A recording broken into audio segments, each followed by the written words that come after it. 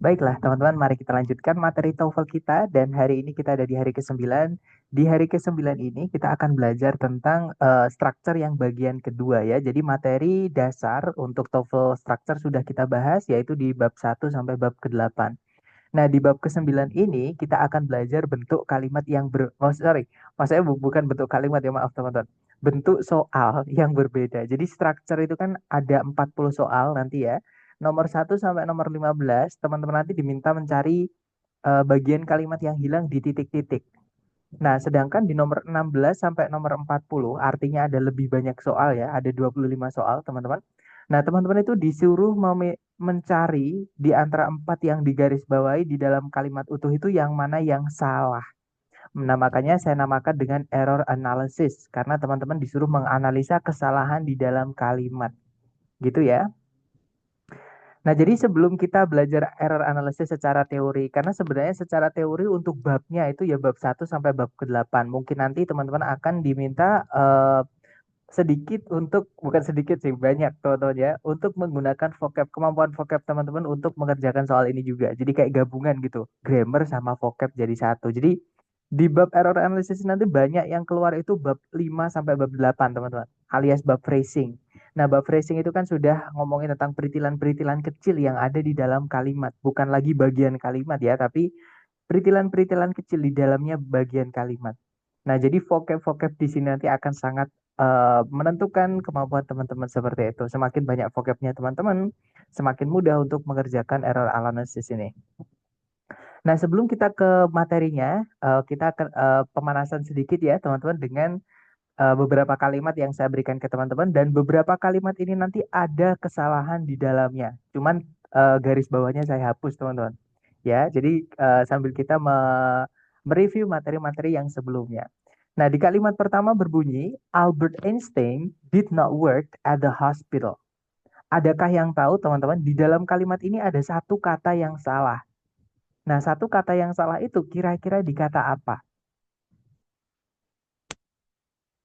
Ya, betul, Miss Haristia, kemudian Miss Nadila juga, Miss Mila juga, Miss Dia betul. Jawabannya yang salah di kalimat ini adalah yang worked. Nah, alasan teman-teman kenapa kok bisa tahu kalau yang salah adalah worked kata apa, teman-teman? Atau petunjuknya teman-teman kok bisa tahu kalau worked itu salah? Karena ada kata apa di dalam kalimat? Iya, betul, Mas. Ada did ya. Ini materi tentang auxiliary. Ya kan, teman-teman? Nah, auxiliary itu kan kata kerja yang membantu kata kerja lain. Ya kan? Nah, artinya kata kerja setelahnya pun itu harus bentuknya tertentu alias bentuknya khusus. Ini materi kita dibahas di hari pertama, kemudian dibahas lagi di hari ke-7 kalau nggak salah. Nah, auxiliary dari keluarganya do yaitu did ya. Jadi keluarganya do itu ada do, does atau did, maka verb setelahnya itu wajib verb satu, bukan verb ed. Gitu ya. Jadi yang benar bukan worked tapi work saja. Oke. Jadi Albert Einstein did not work at the hospital. Seperti itu. Good job guys. Nanti artinya juga sama ya karena dia juga kata kerja cuman beda bentuk saja. Jadi Albert Einstein itu tidak bekerja di rumah sakit itu seperti itu. Nah, kemudian contoh kalimat yang salah, teman-teman. Kedua ya, kalimatnya berbunyi, an electric eel able produce electricity. Sebenarnya kalau diartikan ke dalam bahasa Indonesia kata per kata, kalimat ini nggak ada masalah. Kalau diartikan enak-enak aja. Jadi seekor belut listrik dapat menghasilkan listrik atau mampu menghasilkan listrik. Nah, cuman di dalam kalimat ini ada kelas kata yang tidak bisa menjelaskan yang dijelaskan di situ, teman-teman. Yaitu kata sifat. Kata sifat itu fungsinya hanya bisa mensifati kata benda atau menjelaskan kata benda. Materi kita hari ke-6 ya. Sedangkan di dalam kalimat ini ada kata sifat tapi menjelaskan kata kerja. Ada yang tahu teman-teman kata sifat yang mana yang saya maksud? Betul sekali Miss Dita, yaitu kata able. Ya, nah jadi able itu kan kata sifat. Gak bisa menjelaskan produce itu kata kerja gitu ya. Nah, yang bisa menjelaskan kata kerja itu cuma dua, teman-teman ya. Kalau nggak auxiliary ya adverb atau keterangan. Nah, kebetulan di dalam keluarganya auxiliary ada kata yang artinya sama dengan able, yaitu dapat atau mampu. Lebih tepatnya dari keluarganya modal, teman-teman. Ada yang tahu teman-teman kata apa yang saya maksud? Jadi keluarga modal yang betul sekali, Wisita, yaitu kata can ya. Jadi can itu keluarga auxiliary, artinya sama dengan able, cuman mereka beda kelas kata ya. Nah, kalau can itu adalah auxiliary dari keluarga modal, dan auxiliary itu hanya bisa menjelaskan kata kerja setelahnya. Makanya di situ ada kata kerja prejudice, ya kan? Nah, kemudian kalau misalnya able itu kata sifat tidak bisa menjelaskan kata kerja seperti itu. Mister, kalau diganti dengan able to apakah boleh? Kita coba aja, Miss. Misal ya, an electric eel able to produce electricity. Pertanyaan saya kepada Miss Dita, predikatnya nanti yang mana, Miss Dita? Kalau misalkan kita bilang able to produce electricity, kira-kira kata kerja sebagai predikatnya nanti jadinya yang mana?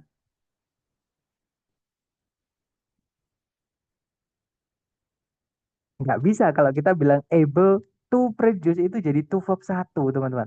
To verb satu itu tidak bisa jadi predikat materi kita hari pertama.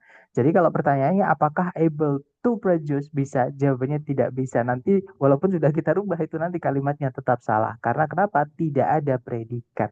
Seperti itu, Mas. Dan kita hanya bisa merubahnya satu langkah ya, teman-teman. Maksudnya satu langkah itu gini.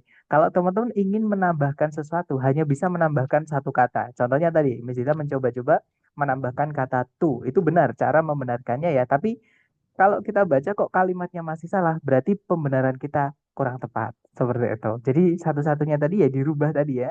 Jadi dirubah menjadi kata yang artinya sama dengan kelas kata yang dibutuhkan di situ.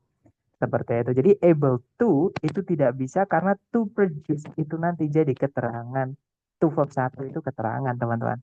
Itu ya, sedangkan keterangan tidak bisa jadi predikat, kalimat harus ada predikatnya. Jadi tetap salah nanti kalau kita ganti able to. Lanjut ke nomor berikutnya, ke contoh berikutnya maksud saya. Nah, contoh di dalam kalimat ini ada dua kata yang terbalik ya. Kalimat yang salah berbunyi the method new was proven to be effective.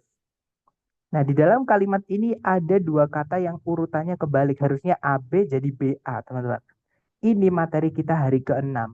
Kalau ada kata sifat, nempel dengan benda yang dijelaskan, itu urutannya adalah kata sifatnya dulu, baru kata benda. Nah, sedangkan di dalam kalimat ini, ada kata benda dulu, baru kata sifat. Betul sekali, Mas Dita, yaitu method new, teman-teman. Method itu kata benda, artinya metode. Sedangkan new itu adalah kata sifat, artinya baru. Gitu ya. Jadi harusnya urutannya new method. Gitu ya. Jadi the new method was proven to be effective. Materi kita hari ke-6 tentang kata sifat, teman-teman ya. The itu determiner, keluarganya artikel. New itu deskriptif, keluarganya age ya atau umur. Method itu kata benda yang dijelaskan. Seperti itu. Jadi nanti kalau diartikan metode yang baru itu terbukti ampuh. Seperti itu. Nah, kemudian contoh berikutnya, teman-teman yang mengandung kesalahan di dalam kalimat misalnya adalah Faker is the most best LOL player in the world. Nah, di dalam kalimat ini harus ada yang teman-teman hapus. Satu kata ya. Kenapa? Karena di situ ada pemborosan, teman-teman. Ada yang tahu kata apa yang saya maksud harus kita hapus?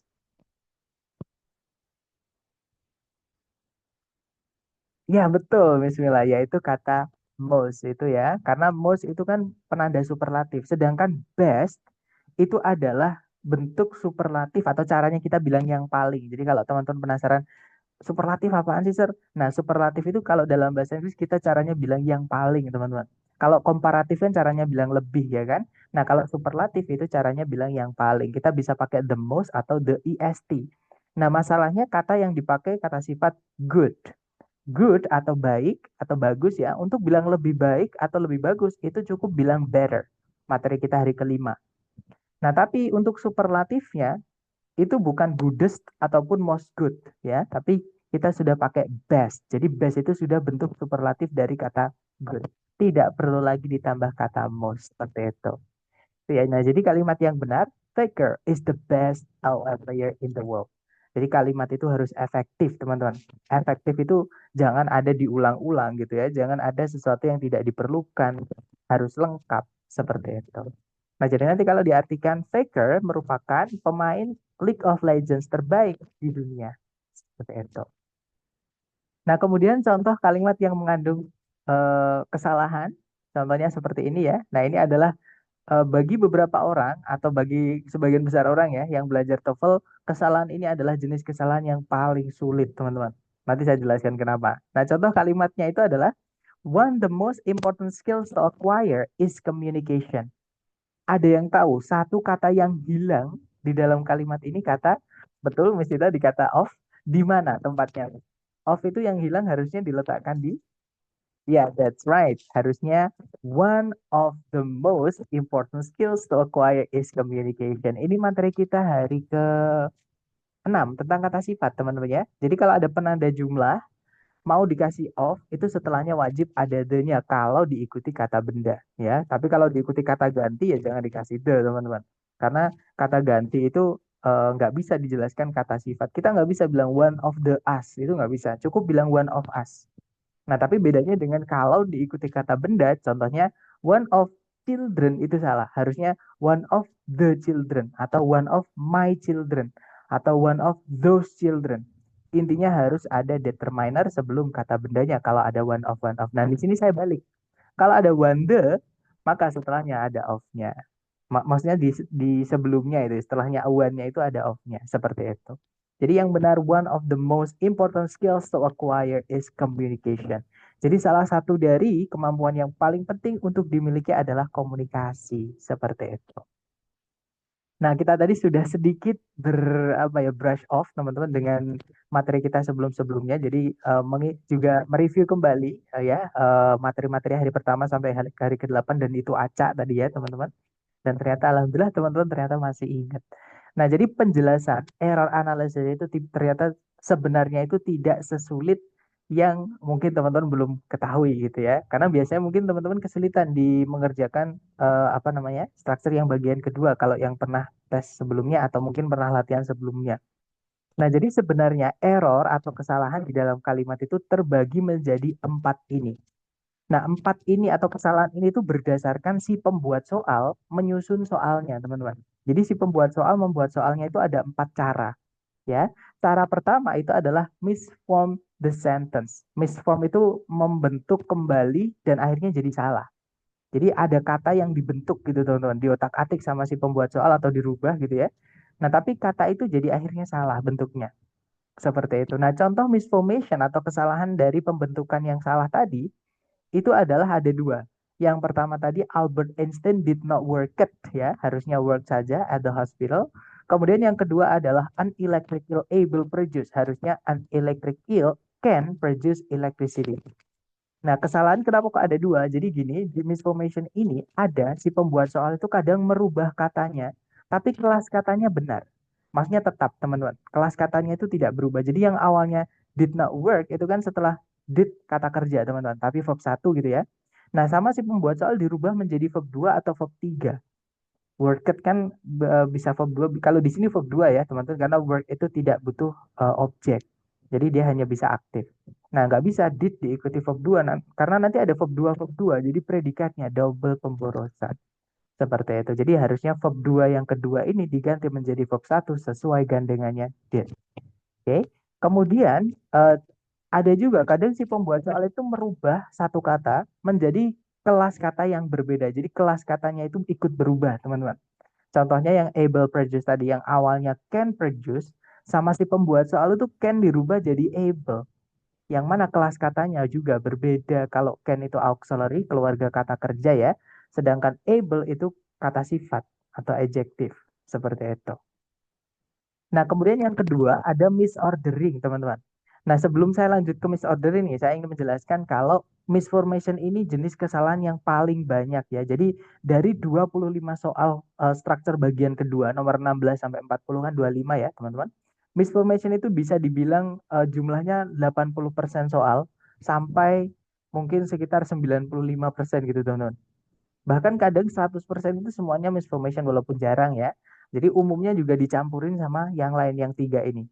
Jadi yang 20 sampai 5% itu adalah tiga ini teman-teman. Kadang misordering, addition sama omission itu keluar cuma satu soal, kadang cuma dua soal, paling notok itu tiga soal.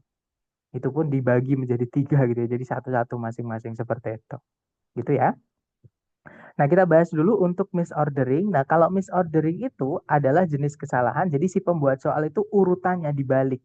Jadi yang awalnya urutannya harusnya A dulu baru B, sama si pembuat soal itu dibalik menjadi B dan A. Biasanya nanti digaris bawahi dua-duanya, teman-teman ya, di soal. Jadi ada dua kata tapi digaris bawah jadi satu seperti itu. Nah, itu kemungkinan nanti kebalik seperti itu. Ya, nah contohnya misordering tadi adalah yang the method new was proven to be effective. Oke, jadi harusnya adalah the new method was proven to be effective. Materi kita hari ke-6 ya tentang kata sifat. Jadi kalau kata sifat itu nempel dengan benda yang dijelaskan, urutannya dibalik kalau dari dengan bahasa Indonesia, teman-teman. Jadi harusnya AB jadi BA. Itu ya, kata sifat dulu baru kata benda. Nanti kalau diartikan ke bahasa Indonesia ya dari belakang artikannya, dari kata bendanya dulu. Kata benda, kata sifat seperti itu. Jadi the method new, the new method itu artinya metode yang baru itu. Seperti itu. Gitu ya. Nah, kemudian berikutnya ada addition. Addition dari kata add ya, menambahkan. Jadi si pembuat soal itu menambahkan satu kata yang tidak diperlukan di dalam kalimat. Yang mana nanti ada pemborosan atau penambahan yang tidak diperlukan, teman-teman. Contoh dari addition tadi adalah yang Faker is the most best. Nah, the best itu kan sudah superlatif ya, artinya yang paling baik atau yang terbaik. Nggak perlu dikasih most lagi, nanti artinya jadi yang paling-paling baik atau yang paling terbaik kan nggak enak, teman-teman. Atau yang ter paling baik atau terbaik kan nggak enak, seperti itu. Jadi mostnya dihapus aja, karena sudah best itu bentuk superlatif dari kata good. Itu contoh penambahan kata yang tidak perlu. Seperti itu. Nanti sama, biasanya di garis bawahi kalau nggak dua, most best gitu ya. Biasanya jadi satu gitu. The most best tiga kata itu biasanya di garis bawahi, tapi jarang sekali. Biasanya cuma dua, teman-teman. Itu ya. Nah, kemudian yang terakhir ada omission dari kata omit. Omit itu artinya menghilangkan atau menghapus. Ya, jadi omission itu adalah penghapusan kata yang harusnya ada di dalam kalimat. Nah, omission ini kenapa dia bagi sebagian besar itu paling sulit? Karena satu, dia sekalinya keluar itu kadang cuma satu soal, teman-teman. Ya, jadi jarang. Paling banyak itu cuma dua soal seperti itu.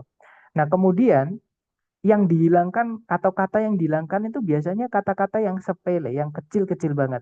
Misalnya be, misalnya to, misalnya an, misalnya did, misalnya at gitu. Jadi nggak pernah yang panjang-panjang kayak misalnya player, method, proven, effective itu nggak pernah dihilangkan. Jadi yang dihilangkan itu kata-kata yang kecil-kecil kayak is misalnya gitu. Nah, tapi kalau kata itu penting di dalam kalimat itu malah salah kalimatnya nanti. Gitu ya, itu alasan kedua. Nah, alasan yang ketiga adalah omission ini bentuk kesalahan seperti kita mengerjakan soal struktur bagian pertama, yaitu nomor 1 sampai 15 yang kita disuruh mencarikan titik-titik di pilihan A, B, C, D itu yang mana yang bisa dimasukkan ke titik-titik supaya kalimatnya nanti jadi lengkap. Cuman bedanya di omission ini titik-titiknya teman-teman disuruh nyari sendiri di mana. Kemudian yang kedua, pilihan gandanya itu teman-teman tidak dikasih. Jadi teman-teman juga harus mengetahui kira-kira yang hilang atau yang bisa diisikan di situ itu apa dari kata-kata yang di sekitarnya, yang dekatnya gitu teman-teman. Gitu ya. Nah, itu adalah omission. Contohnya omission tadi adalah one the most important skills to acquire is communication. Nah, itu kan ada yang hilang di antara one sama the ya. Cuman titik-titiknya kita nggak dikasih. Jadi kita harus nyari sendiri di mana di antara spasi ini yang bisa disempilin sesuatu. Gitu ya. Dan yang nyempil itu harusnya apa? Itu juga teman-teman menentukan sendiri. Dan juga eh, apa namanya? Nggak ada pilihan A, B, C, D-nya. Seperti itu. Itu ya teman-teman. Jadi yang harusnya one of the tadi.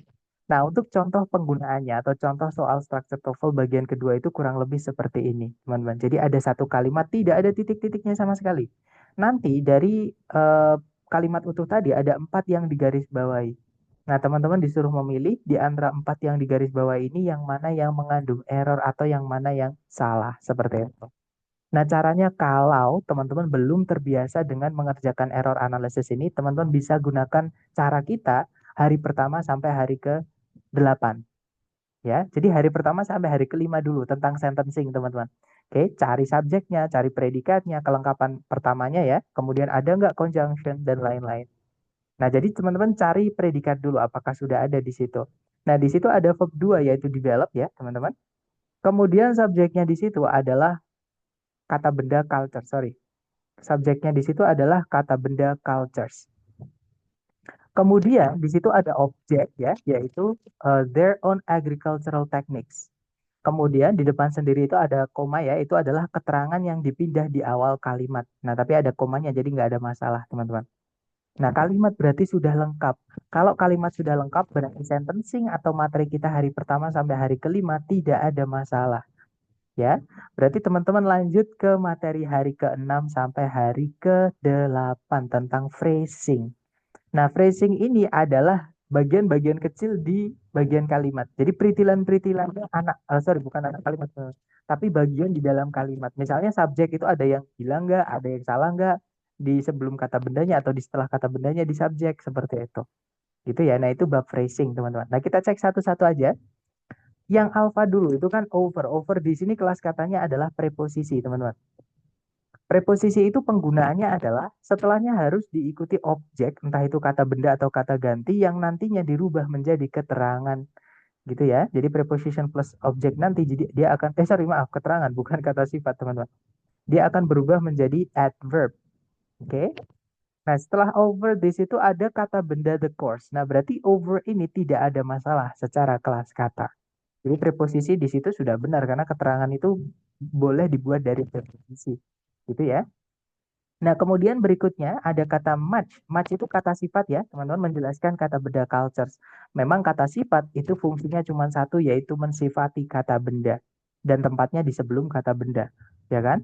Nah, cuman masalahnya di sini teman-teman, pemilihan katanya yang tidak tepat.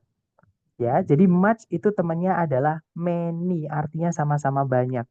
Bedanya adalah much itu menjelaskan kata benda yang tidak bisa dihitung.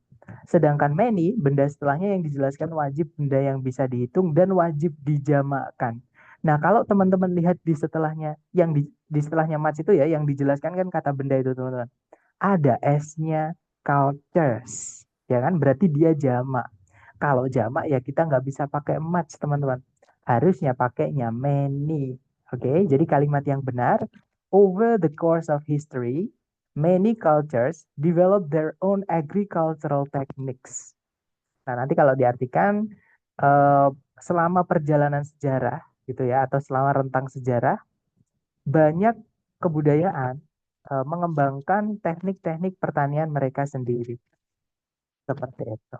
Ya, jadi ini materi kita hari ke-6 tentang kata sifat, lebih tepatnya di keluarganya determiner itu kan eh, salah satunya ada many sama much. Dan di hari kelima ini saya jelaskan juga teman-teman perbedaan many sama much. Ya, jadi many itu untuk benda yang bisa dihitung dan wajib, wajib jamak ya. Sedangkan much itu khusus untuk benda yang tidak bisa dihitung kalau dia determiner atau kata sifat ya. Nah, kata benda yang tidak bisa dihitung itu nggak bisa dijamakkan teman-teman. Jadi cara menandakannya di situ. Kemudian berikutnya, sebentar. Sir, yang benar much experience atau many experiences. Nah, beberapa kalau experience itu nggak bisa dihitung ya, Miss. Jadi kita pakainya adalah much. Tapi memang beberapa kata benda itu ada yang memiliki aturan dia bisa dihitung, ada juga yang tidak bisa dihitung, teman-teman. Ya, jadi contohnya adalah kata benda yang bisa dihitung dan beberapa jenisnya itu tidak bisa. Misalnya study. Nah, study atau research ya. Study itu punya dua arti, teman-teman. Nah, misalkan kalau study yang artinya pembelajaran atau pelajaran gitu ya, eh, dia bisa dihitung. Jadi kita bisa bilang many studies. Banyak sama kayak lesson ya, many lessons. Seperti itu. Nah, tapi kalau misalnya study itu artinya penelitian, itu kalau nggak salah nggak bisa dihitung. Jadi kita pakainya much study. Nah, itu yang kadang bikin repot. Maka teman-teman harus lihat konteks. Tapi di soal structure TOEFL yang resmi dari ITS tidak pernah ada soal sesulit itu, teman-teman. Jadi tenang aja. Cuman kalau teman-teman ngambilnya yang prediksi, nah soal-soal seperti itu tuh kadang nggak dibatasin. Jadi dipakai aja sama si pembuat soal. Seperti itu. Gitu ya. Nah, jadi misalnya knowledge. Knowledge itu pakainya much. Experience. Experience itu juga sebentar, kayaknya experience itu hanya bisa yang tidak bisa dihitung. Tapi kita pastikan ya, kita cek dulu di kamus, takutnya saya yang keliru seperti itu. Ya, betul. Jadi experience itu adalah kata benda yang uncountable atau kata benda yang tidak bisa dihitung. Jadi kita pakainya adalah much ya untuk bilang banyak pengalaman. Seperti itu. Tapi di situ tuh ternyata per angka, teman-teman. Bukan di sini ya. Kalau biasanya di sini itu semua arti uncountable. Coba kita cari, ada nggak experience yang countable? Ternyata ada, teman-teman. Experience itu kalau artinya kejadian, itu bisa dihitung. Jadi kalau kita mau bilang banyak kejadian, itu kita bilangnya many experiences. Bisa pakai juga di situ. A similar experience. Kejadian yang sama. Sebuah kejadian yang sama. Seperti itu. Gitu ya. A new experience. Failing an exam was a new experience. Tapi dia mirip juga ya, artinya kayak pengalaman gitu. Jadi pengalaman baru buat saya, kejadian baru buat saya. Bisa sih peristiwa gitu artinya teman-teman. Peristiwa baru buat saya. A memorable experience. Eh, kenangan. Oh, kenangan teman-teman ya. Jadi bisa kenangan, bisa kejadian seperti itu, sesuatu yang terjadi. Kenangan yang tidak bisa dilupakan seperti itu. Jadi tergantung kita pakai experience yang makna apa ya, Miss. Jadi konteksnya apa. Tapi sekali lagi kalau di TOEFL yang resmi dari ITS tidak pernah ada soal yang dibuat-buat seperti itu. Maksudnya soal yang sesulit itu. Oke, jadi teman-teman tidak perlu khawatir kalau nanti teman-teman pengen ngambil yang TOEFL resmi dari ITS. Tapi kalau yang hanya prediksi, nah ini mumpung Miss Mai bertanya. Otomatis teman-teman juga dapat ya kalau ngambilnya yang prediksi supaya bisa lebih apa namanya lebih berhati-hati. Maksudnya kalau menemukan kata benda yang bisa dihitung atau yang tidak bisa dihitung harus dicek dulu. Ini konteksnya yang artinya bisa dihitung atau tidak bisa dihitung. Seperti itu. Karena memang bahasa Inggris itu nggak enaknya di situ teman-teman. Satu kata artinya kadang banyak. Nah kadang beda arti, beda juga penggunaan. Seperti itu. Ada yang uncountable. Uncountable itu nggak bisa dihitung kalau kata benda ya. Ada juga kata benda itu yang bisa dihitung padahal katanya sama-sama experience. Jadi kalau pertanyaannya apakah yang benar much experience atau main experience, dua-duanya boleh. Miss. Tergantung Miss pengen bilang apa. Seperti itu. Itu ya. Nah kalau experience artinya pengalaman atau keahlian, knowledge atau skill gitu ya. Nah itu kita nggak bisa dihitung.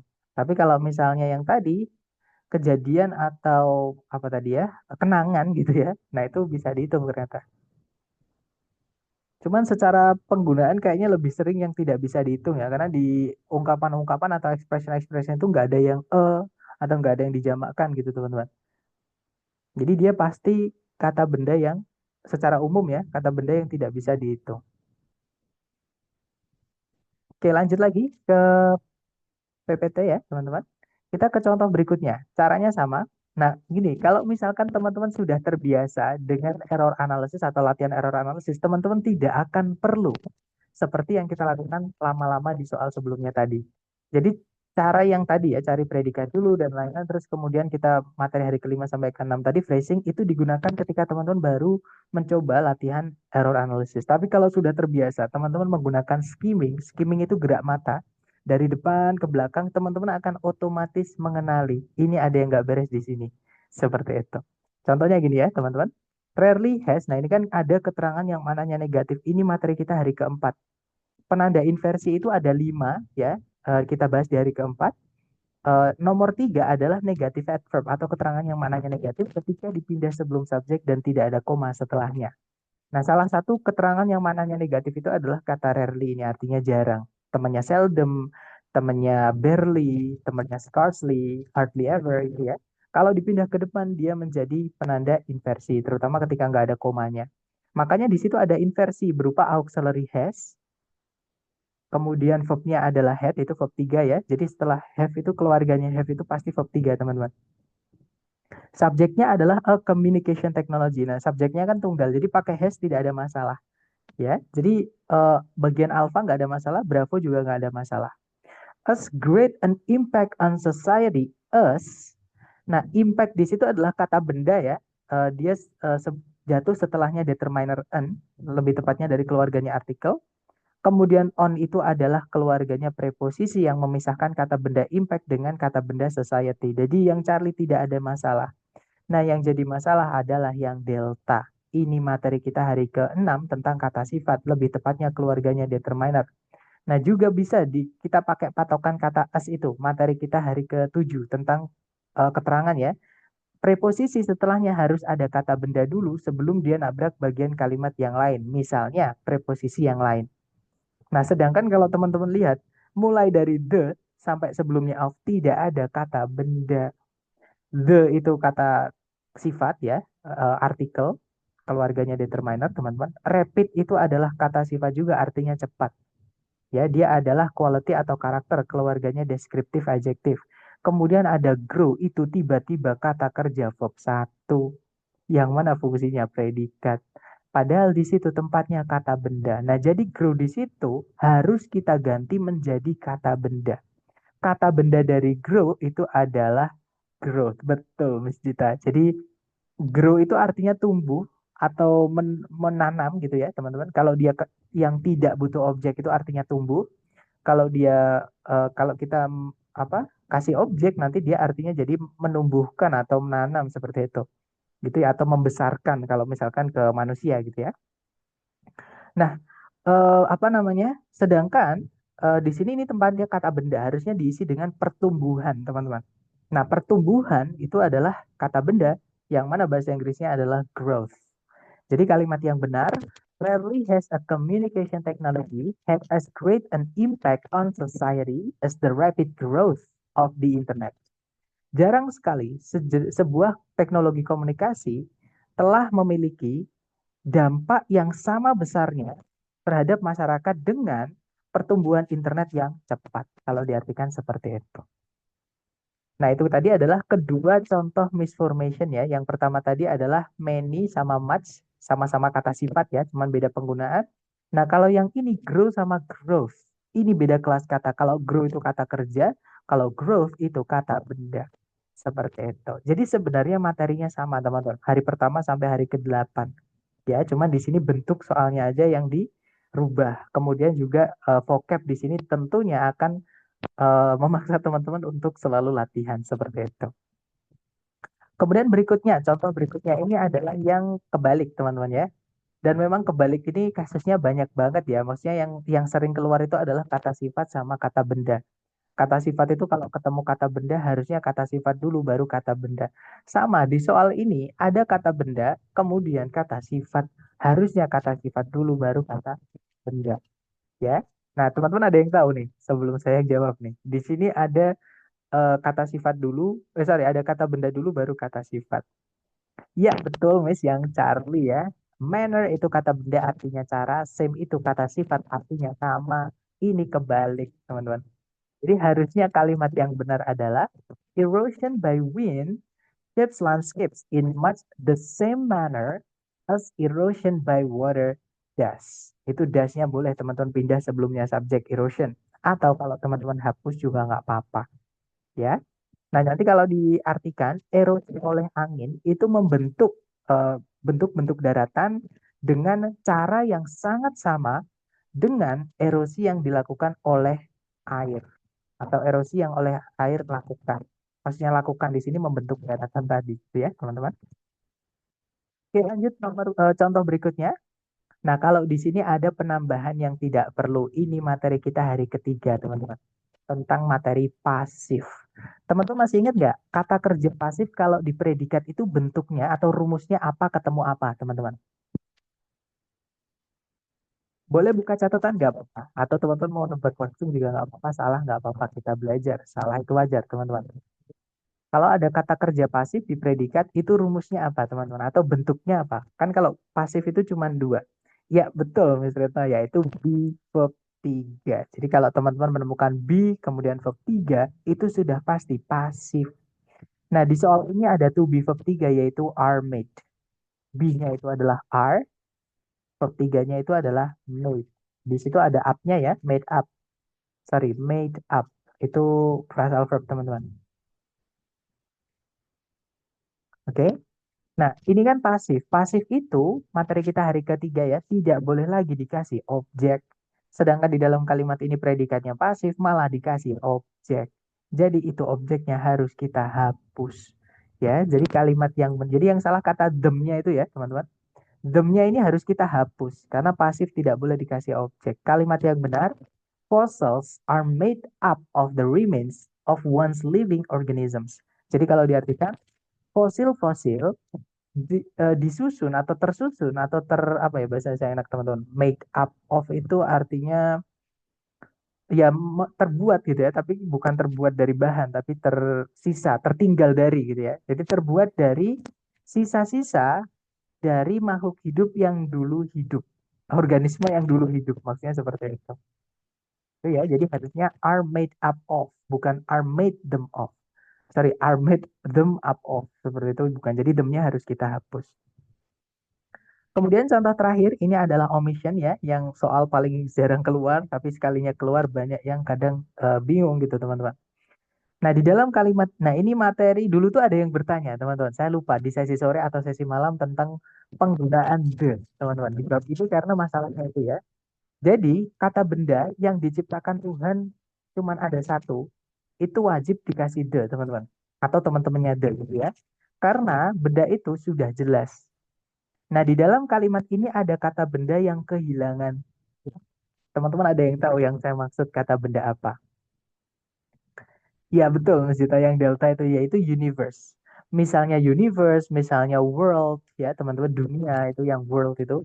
Kemudian ada lagi misalnya matahari dan lain-lain. Itu namanya singularity noun. Siapa tahu teman-teman penasaran selain yang saya sebutkan tadi ada apa aja gitu ya. Itu kata bendanya namanya singularity noun. Singularity noun itu kata benda yang memang cuma ada satu. Jadi dia bisa dihitung ya, tapi karena bendanya memang cuma ada satu di dunia ini ya selalu tunggal gitu teman-teman. Tapi karena singularity, karena bendanya itu cuma satu, berarti benda itu sudah jelas. Maka harus dikasih the atau teman-temannya the di sebelumnya. Gitu ya. Jadi yang salah adalah yang delta itu kehilangan kata the. Oke, jadi kalimat yang benar, energy in various forms is the driving force behind all processes in the universe. Jadi kalau diartikan, energi dalam berbagai bentuk merupakan faktor yang melatar belakang atau faktor yang mendorong gitu ya di balik seluruh proses-proses di alam semesta. Kalau diartikan seperti itu. Nah, dari kelima contoh tadi, mungkin adakah yang pengen teman-teman tanyakan dulu nih sebelum kita lanjut ke latihan buat teman-teman? Silahkan kalau ada pertanyaan, teman-teman.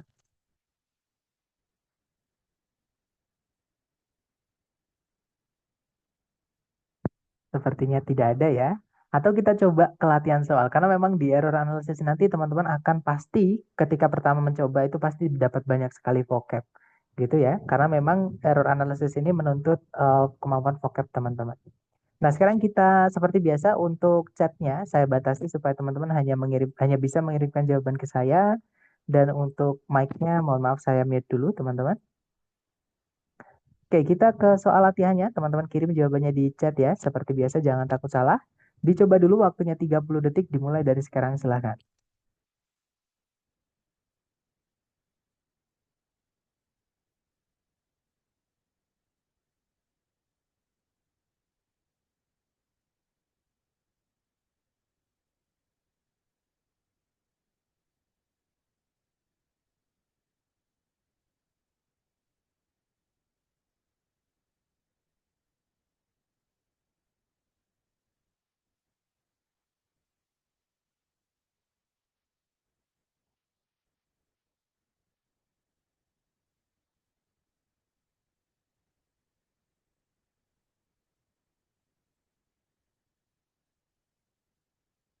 Oke, waktunya habis teman-teman.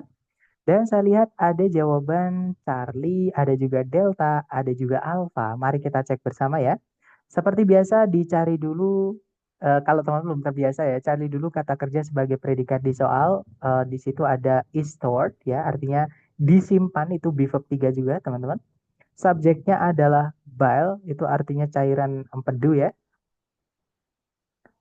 Kemudian ada predikat lagi ya, di situ is release. Sorry teman-teman. Is release itu predikat lagi. Subjeknya adalah it di situ ya. Kemudian sebelumnya ada before. Nah, before itu bisa conjunction, bisa preposition, tergantung setelahnya apa. Kalau setelahnya subjek predikat seperti ini ya berarti dia conjunction. Gitu ya, teman-teman. Nah, berarti kalimat sudah lengkap. Oke, subjek predikat, conjunction subjek predikat. Tidak ada masalah dengan sentencing, berarti masalahnya di phrasing. Kalau di phrasing ya teman-teman pecah-pecah satu-satu setiap bagian kalimat. Tarik dari depan, in itu preposisi harus ada kata benda setelahnya. Nah, kata bendanya adalah the human gallbladder. Tidak ada masalah ya. Di dalam apa teman-teman? Gallbladder itu empedu itu disimpan di kantong empedu berarti gitu ya. Jadi kantong empedu manusia Nah, bile itu cairan apa sih namanya bahasa saya lupa teman-teman.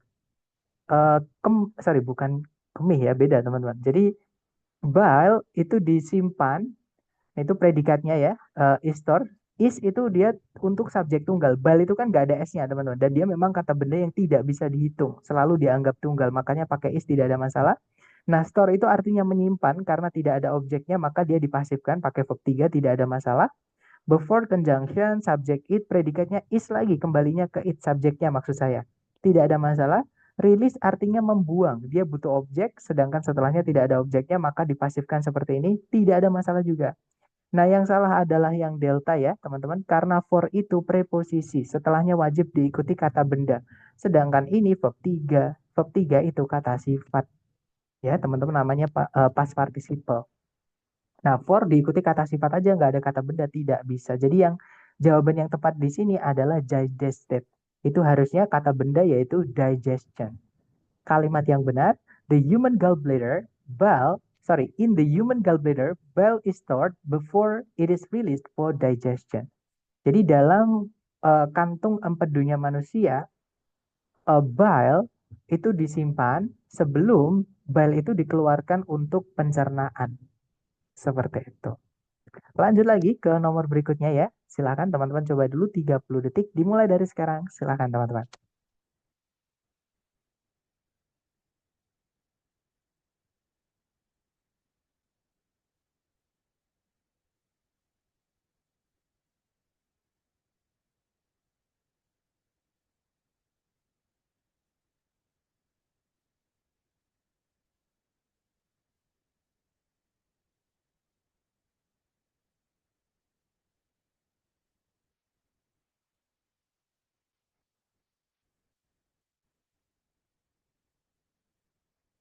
Oke, waktunya habis dan saya lihat teman-teman menjawab antara delta, ada alfa juga, alfa atau delta. Kita cek bareng ya, teman-teman.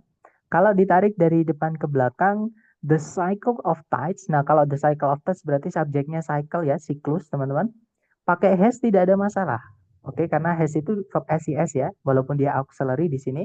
Tapi auxiliary juga verb, teman-teman. Jadi dia bisa dibentuk verb SES, verb satu, verb ing, dan lain. Jadi having itu juga ada, tapi bukan predikat ya. Nah, kalau verb SES hanya bisa jadi predikat ketika subjeknya tunggal. Di situ subjeknya tunggal, teman-teman. The cycle. Ya, otomatis yang alpha tidak ada masalah. Been instrumental in shaping. Preposisi diikuti kata kerja harus dibendakan, namanya gerund. Pakai verb ing nggak ada masalah, yang berapa? Coastal landscapes for millions of. Nah, untuk menjawab soal ini, saya harus menggunakan contoh. Di sini saya pakai dua contoh ya, teman-teman bandingkan kalimat satu dan kalimat dua yang nyambung atau yang enak didengar, kira-kira yang mana? Kalimat pertama berbunyi, saya sudah bekerja di sini selama 3 tahun yang lalu. Itu kalimat pertama, teman-teman. Kalimat kedua, saya sudah bekerja di sini selama 3 tahun. Titik. Nah, saya ulang lagi. Kalimat pertama berbunyi, saya sudah bekerja di sini selama 3 tahun yang lalu. Kalimat kedua berbunyi, saya sudah bekerja di sini selama 3 tahun. Yang nyambung atau yang masuk akal, teman-teman, kira-kira yang pertama atau yang kedua?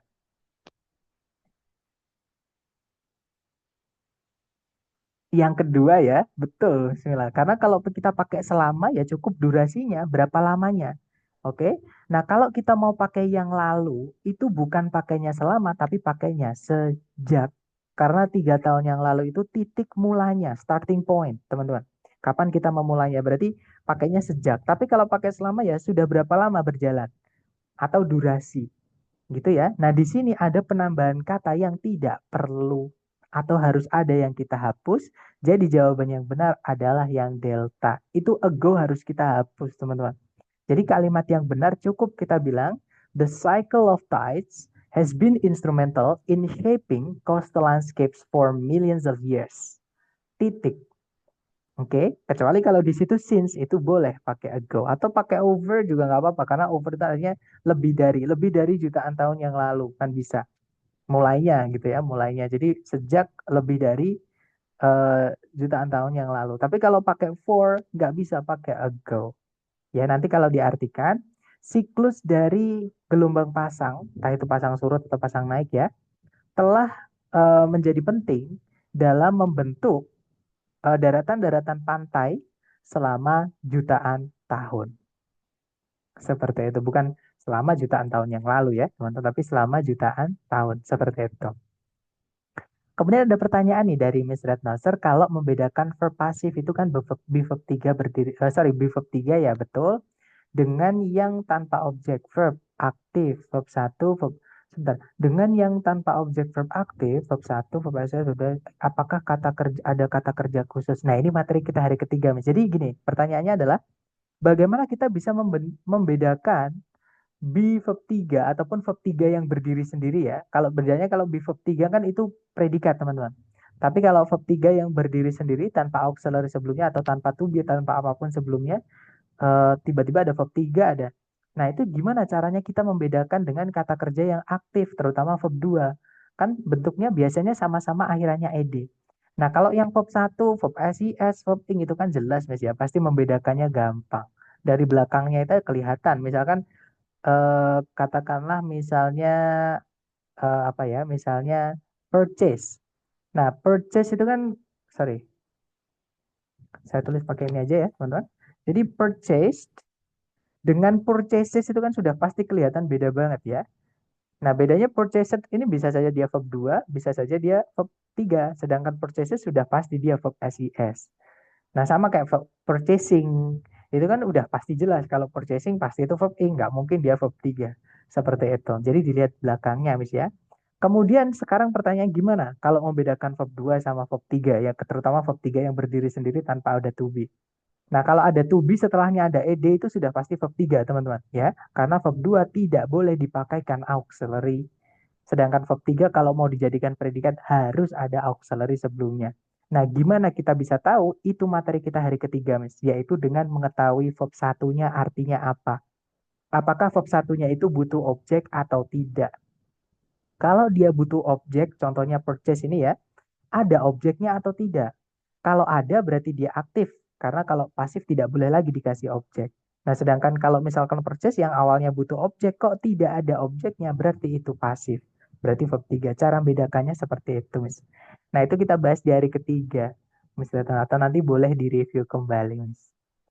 Tapi gimana, dari penjelasan singkat kira-kira nyambung nggak, Miss? Atau klik nggak dari, atau mungkin Miss Retno teringat materi hari ketiga setelah saya jelaskan tadi?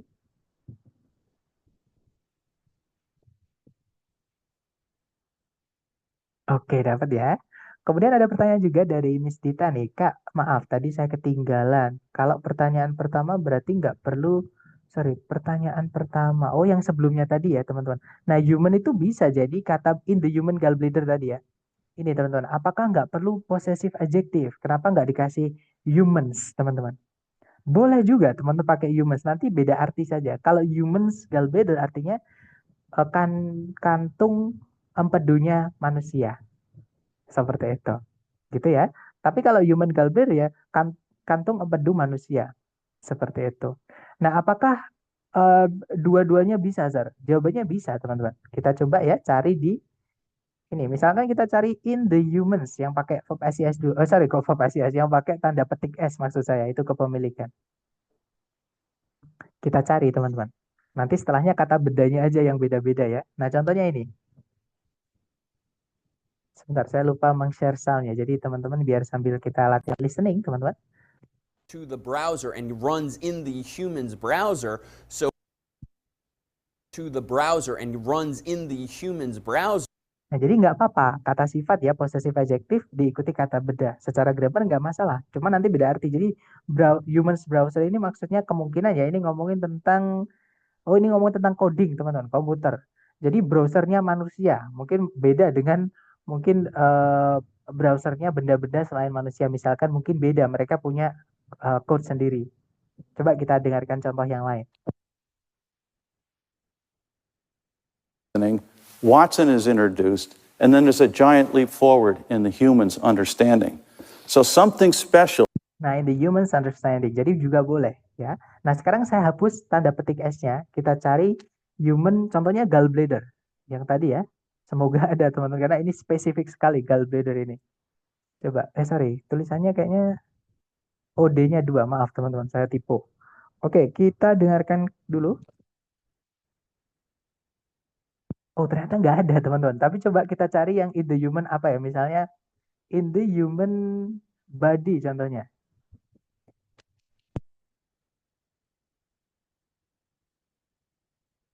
They cause the smallest bones in the human body to. Nah, bukan the human's body kan, tapi the human body. Nggak apa-apa, tapi boleh nggak saat the human's body? Nggak apa-apa juga. Ya, cuman beda arti aja. Tubuhnya manusia dengan tubuh manusia. Seperti itu. Secara konteks sih sebenarnya sama aja ya, teman-teman. Tubuh untuk manusia. Maksudnya kalau nggak ada S-nya itu tubuh yang diberikan Tuhan kepada manusia.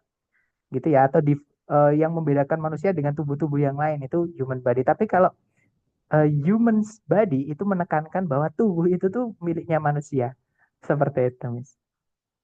Jadi nggak apa-apa, secara grammar nggak salah, boleh juga. Karena di aturan hari ke-6 kan ada namanya noun adjunct, Miss. Noun adjunct itu kata benda yang menjelaskan kata benda yang lain. Contohnya pencil case, bukan pencil case. Padahal pencil case juga boleh, nggak ada masalah. Tapi beda arti. Pencil case itu eh, kotak yang memang difungsikan atau dikhususkan untuk pensil. Sedangkan pencil case itu artinya adalah kotak-kotaknya pensil atau kotaknya pensil-pensil seperti itu. Gimana Miss Dita, apakah dapat maksud saya? Oke, dapat ya Miss. Jadi secara grammar tidak ada masalah, cuman beda arti saja. Dan dua-duanya juga boleh kalau kita pakai human scale better tidak ada masalah, gitu ya. Lanjut ke nomor berikutnya, tadi ini sudah ya, ini tadi jawabannya adalah go harus dihapus. Ke nomor berikutnya silahkan dicoba dulu teman-teman, 30 detik dimulai dari sekarang silahkan.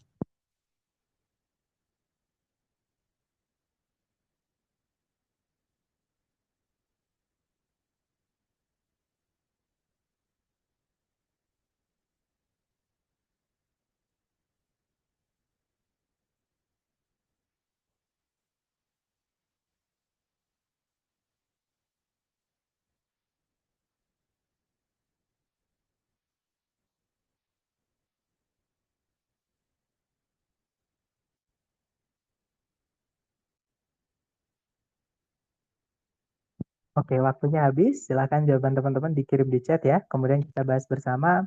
Dan saya lihat ada jawaban bravo, bravo, bravo, semua. Oh enggak, ternyata ada juga jawaban alpha. Mari kita cek bersama. Tarik dari depan ke belakang, matter itu tidak bisa dihitung ya, teman-teman. Makanya dia pakainya is, jadi matter tidak ada masalah. Made it, nah is made itu kan pasif, teman-teman. Pasif itu tidak boleh punya objek. Nah, jadi jawabannya adalah yang it ini ya. Jadi harus ini kita hapus atau kita hilangkan. Nah, jadi kalimat yang benar, all matter is made up of tiny particles called atoms. Jadi kalau diartikan, semua materi, materi maksudnya bukan materi kelas ya, bukan materi pelajaran, tapi materi itu partikel-partikel kecil gitu teman, atau semua benda-benda gitu ya. Itu terbuat atau tersusun dari partikel-partikel kecil yang disebut dengan atom. Seperti itu. Itu ya teman-teman. Kirain all matters ya. Nah kalau all matters berarti dia jamak, Mas, nggak boleh pakai is. Nah kalau is ini nggak digaris bawahi berarti jadi petunjuknya teman-teman ya. Jadi di soal itu nanti kan ada yang digaris bawahi, ada yang tidak. Yang tidak digaris bawah itu berarti sama si pembuat soal tidak diganti. Jadi itu sudah pasti benar teman-teman di dalam kalimat itu. Nah, yang sudah pasti benar itu jadikan petunjuk teman-teman untuk memilih jawabannya seperti itu. Nah, karena di situ sudah pakai is, kalau kita ganti matters nanti malah salah. Nah, memang all itu di sini mungkin teman-teman bingung dengan kata all kan. All itu artinya semua, teman-teman. Nah, cuman all ini bisa diikuti benda tunggal, bisa bukan tunggal ya, maaf, nggak boleh kalau tunggal. Dia bisa diikuti benda yang bisa dihitung, tapi harus jamak ya. Tapi dia juga bisa untuk benda yang tidak bisa dihitung. Contohnya air, information, contohnya money, contohnya waktu, itu kan nggak bisa dihitung. Itu bisa pakai all. Cuman jangan dijamakkan, karena memang dia tidak bisa dijamakkan. Benda yang tidak bisa dihitung seperti itu. Oke, lanjut lagi ke nomor berikutnya. Silakan, teman-teman.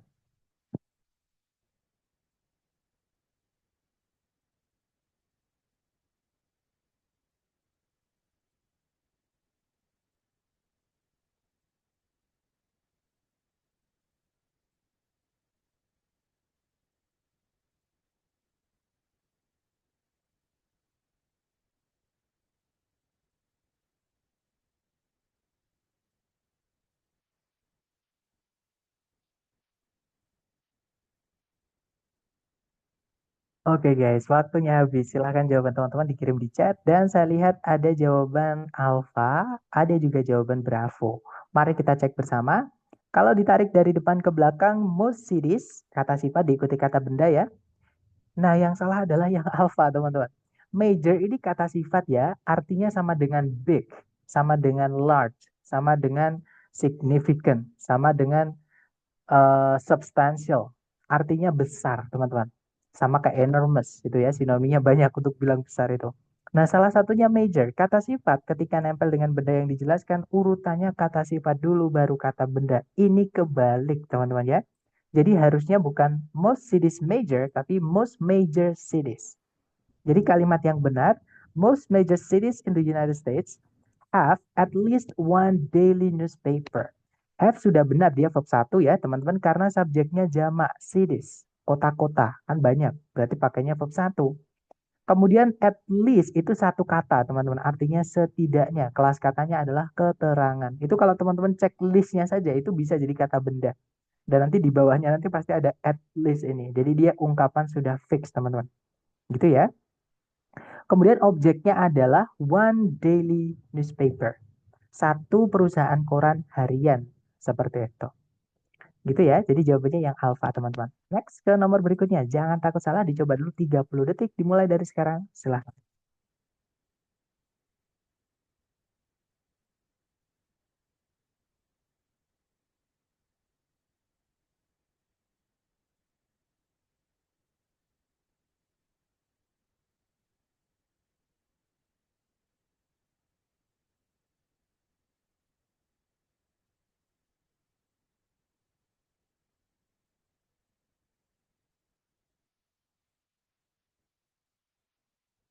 Oke, waktunya habis teman-teman. Silahkan jawaban teman-teman dikirim di chat dulu ya. Kemudian kita bahas bersama. Dan kalau saya lihat teman-teman menjawab ada jawaban Bravo, ada juga Delta, ada juga Alpha. Oke, Alpha, Bravo, atau Delta. Oke, kita cek bareng. Tarik dari depan, saffron. Derive from ini verb 3 ya, teman-teman. Bukan predikat dan memang boleh karena derive itu artinya mendapatkan atau memperoleh. Sedangkan di situ tidak ada objeknya, jadi di verb 3 kan. Jadi yang alpha tidak ada masalah. Derived from the stigma of crocus flowers is, nah dia pakai is karena subjeknya adalah saffron. Tunggal ya, tidak ada masalah. One of the, sudah benar pakai the ya, teman-teman masih ingat penanda jumlah kalau pakai of itu sudah pasti diikuti the atau teman-temannya the ketika diikuti kata benda. Nah, yang salah di sini adalah yang delta, teman-teman. Kata kuncinya teman-teman tadi adalah one of the, artinya salah satu dari. Nah, kalau salah satu dari itu pasti diikuti banyak.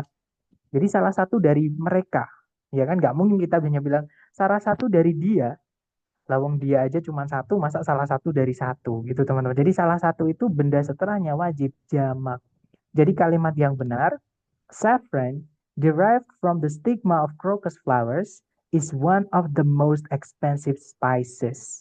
Jadi kalau diartikan, saffron yang diperoleh dari stigma itu kalau nggak salah putik ya teman-teman, atau benang sari gitu, saya lupa. Jadi putik atau benang sari dari bunga-bunga krokus merupakan salah satu dari jenis-jenis bumbu-bumbuan yang paling mahal. Seperti itu. Lanjut diinget-inget teman-teman ya. Pokoknya bukan cuma one of the ya. Misalnya ada some of the, beberapa dari. Misalnya ada two of the, three of the. Pokoknya kalau penanda jumlah dikasih of the itu nanti kalau benda setelahnya bisa dihitung harus dijamakkan. Tapi kalau pakai one, two, three, four, five itu penanda jumlah yang pasti, sudah pasti benda setelahnya itu bisa dihitung dan harus jamak ya teman-teman. Beda dengan all of the. All of the itu benda setelahnya boleh, benda yang tidak bisa dihitung.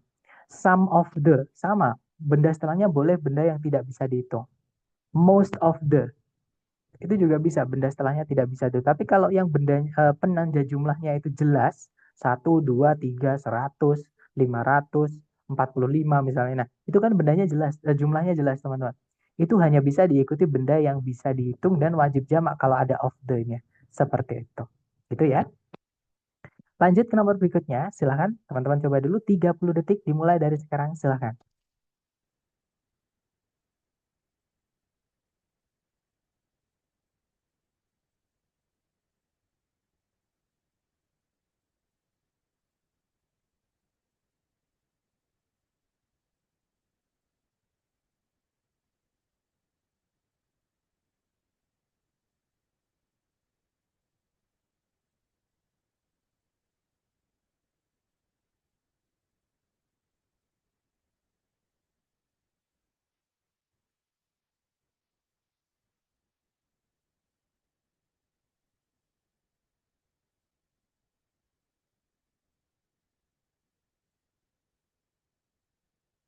Oke, waktunya habis. Silakan jawaban teman-teman dikirim di chat, kemudian kita bahas bareng ya.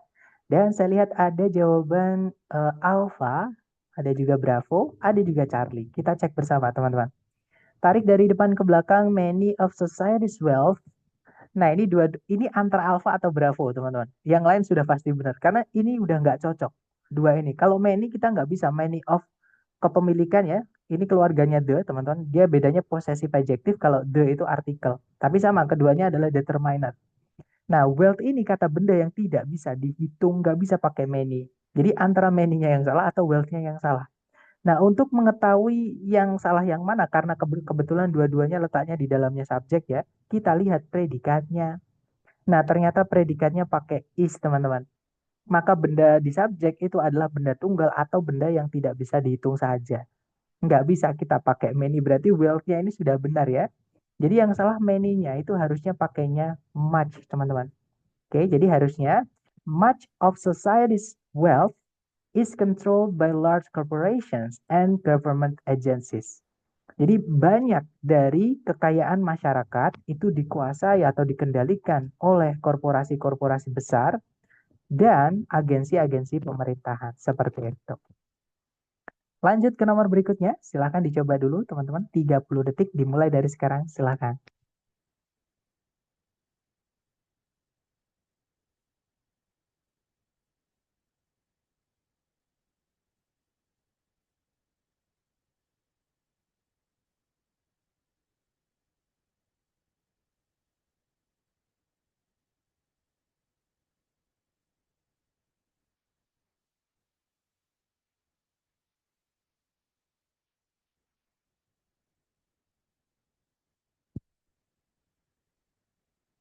Oke, waktunya habis teman-teman. Silahkan jawabannya teman-teman dikirim di chat dan saya lihat ada jawaban Bravo. Sorry, enggak, maksud saya Alpha, maaf. Bravo yang tadi ternyata. Alpha, ada juga Charlie. Kemudian ada juga pertanyaan, bukannya Wealth Society ya, Sir? Nanti kalau Society itu diartikan gini, Miss. Masyarakat kekayaan. Kalau diartikan seperti itu. Gitu ya. Jadi nggak enak juga kalau ada masyarakat kekayaan. Kalau bahasa Inggris itu ketika ada kata benda dijelaskan oleh kata sifat, itu dari belakang dulu ngartikannya. Misalnya kalau dalam bahasa Indonesia kita bilang gadis yang cantik, itu kan kata bendanya dulu, gadisnya dulu baru kata sifat yang cantik. Tapi kalau itu kita bahasa Inggris kan, nanti dibalik. Jadi a beautiful girl. Nah, jadi sama kalau misalkan bilang wealth society itu kalau diartikan masyarakat kekayaan, kan nggak enak begitu. Kecuali kita bilangnya wealthy society. Nah, kalau wealthy ada y-nya, wealthy itu artinya kaya. Jadi wealthy society itu masyarakat yang kaya. Seperti itu. Nah, itu vocab juga ya. Jadi kalau kita cek di kamus, sebentar teman-teman, kamus mana ya tadi? Sebentar. Oh ini. Kita cari di kamus kata wealth. Wealth itu kata benda. Artinya kekayaan atau harta benda gitu ya. Nah, wealth itu kata benda. Nah, tapi kalau wealthy pakai y, teman-teman, itu sama kayak rich, artinya adalah kaya. Nah, kalau wealthy itu adalah adjective seperti itu. Bisa kalau kita bilang wealthy society boleh. Nah, tapi kan di soal tadi, di soal sebelumnya tadi itu bukan wealthy ya, tapi wealth saja. Seperti itu. Makanya itu diletakkan di setelah kata sifat kepemilikan. Society's wealth, kekayaannya masyarakat. Bukan bukan society's wealthy ya, tapi society's wealth. Seperti itu, Miss. Oke. Kemudian ada juga jawaban delta, ada juga jawaban alfa. Mari kita cek bersama untuk soal ini tadi ya. Tarik dari depan ke belakang, teman-teman. Lionfish. Nah, ini kalau sudah teman-teman menemukan jenis-jenisan ikan ya, kata yang akhirannya fish itu nggak enak banget, teman-teman. Nggak enaknya kenapa? Pokoknya kata benda fish ini ketika dijamakkan itu biasanya sama bentuknya. Jadi beberapa kata benda itu ketika dijamakkan bentuknya sama, teman-teman. Contohnya kata deer. Ya, jadi deer itu artinya rusa. Nah, bentuk pluralnya atau bentuk jamaknya itu juga sama, yaitu deer. Gitu ya. Contohnya lagi adalah sejenis-jenisan ikan tadi yang ada fish-fishnya tadi, teman-teman. Walaupun fishes juga boleh, teman-teman kalau mau bilang fishes juga nggak apa-apa. Tapi secara umum kalau ngomongin akademik, ya kita ngomongin ikan secara umum, banyak jenisnya tidak peduli jenisnya ya, intinya ikan-ikanan gitu, semua jenis ikan itu jamaknya adalah fish juga. Walaupun fishes juga boleh teman-teman, gitu ya. Contohnya lagi adalah yang tadi saya bilang ya, kata yang berairan fish-fish itu misalnya adalah sunfish misalnya, ikan matahari atau mola-mola itu teman-teman. Semoga ada ya. Oh ternyata ada teman-teman. Nah sunfish itu jamaknya juga sunfish teman-teman. Ya kan? Jadi bukan sunfishes. Nah ini yang saya maksud tadi. Beberapa kata benda itu nggak enaknya dalam bahasa Inggris seperti ini. Contohnya salmon, ikan salmon itu teman-teman. Salmon itu jamaknya juga salmon. Nah, ini masalah vocab ya. Jadi salmon itu kalau dijamakkan tetap salmon. Bacanya salmon seperti itu. Gitu ya. Nah, di soal tadi subjeknya adalah lionfish. Kalau ada seperti ini teman-teman cari penanda atau petunjuk di soal apakah lionfish itu jamak atau tunggal dulu. Nah, petunjuknya teman-teman di sini adalah kata there. There itu artinya nya mereka, teman-teman. Berarti lionfish ini dia jamak, gitu ya. Kita tarik ke belakang, known for tidak ada masalah. No di situ butuh objek, tidak ada objeknya harus verb 3 pasif ya. Known for the vibrant colors and venomous spines. Nah, and di sini menjelaskan vibrant colors sama venomous spines. Jadi warnanya yang berwarna-warni sama tulang belakangnya yang beracun atau durinya yang beracun. Nggak ada masalah teman-teman ya, sama. Kemudian, nah yang salah adalah yang Charlie. Oke, alasan salahnya, maaf teman-teman kepencet. Alasan salahnya adalah subjeknya tadi jamak. Kita bisa tahu dari kata there di situ. Nah, nggak boleh pakai is ya, pakainya adalah are, teman-teman.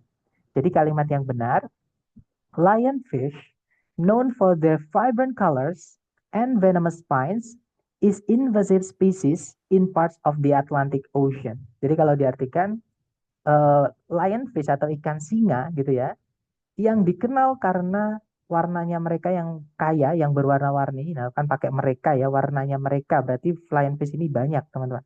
Dan juga duri-duri belakangnya yang beracun merupakan, nah pakai are ya berarti, spesies invasif di berbagai bagian atau di banyak bagian atau sebagian besar gitu ya, di sebagian besar Samudra Atlantik seperti itu. Nah, itu tadi adalah materi tentang error analysis atau structure yang bagian kedua. Mungkin teman-teman ada yang ingin ditanyakan dulu sebelum kita akhiri dan saya absen ya. Jadi kalau teman-teman ada pertanyaan boleh di-unmute nggak apa-apa atau ditulis nggak apa-apa. Sembari saya absen dulu teman-teman.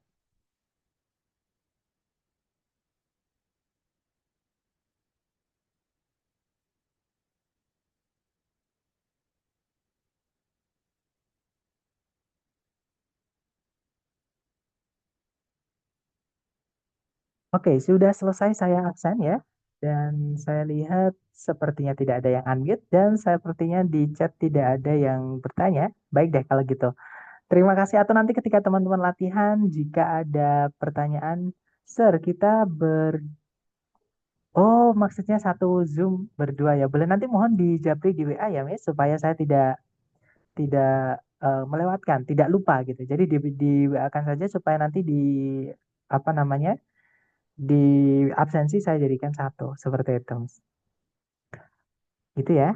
Terima kasih banyak teman-teman semuanya atas kehadirannya dan juga partisipasi aktif teman-teman. Semoga yang kita pelajari hari ini bermanfaat. I'll see you again next time. Insya Allah, bila saya say Assalamualaikum warahmatullahi wabarakatuh and have a good day guys. See you next time.